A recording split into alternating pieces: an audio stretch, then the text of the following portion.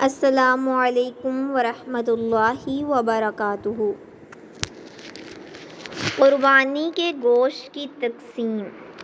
قربانی کا گوشت خود بھی کھانا چاہیے اور ضرورت مندوں کو بھی دینا چاہیے۔ قرآن مجید میں ارشاد باری تعالیٰ ہے،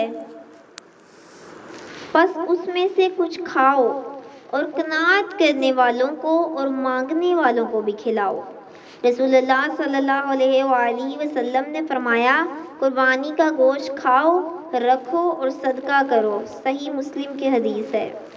قربانی کا گوشت خود استعمال کرنے کے ساتھ ساتھ غریبوں اور رشتہ داروں کو بھی دیا جا سکتا ہے۔ کنبہ بھرا ہونے کی صورت میں تمام گوشت خود بھی استعمال کر سکتے ہیں۔ خود اور عزیز و اقارب صاحب استطاعت ہوں تو قربانی کا تمام گوشت غریبوں میں بھی تقسیم کیا جا سکتا ہے۔ قربانی کی کھال ذاتی استعمال کے لیے بھی رکھی جا سکتی ہے اور صدقہ جاریہ کے کسی کام میں یا کسی محتاج مسکین کو اس کے طلب کرنے پر بھی دی جا سکتی ہے۔ قربانی کے گوشت کے لازماً 3 حصے کرنا کسی دلیل سے ثابت نہیں ہے۔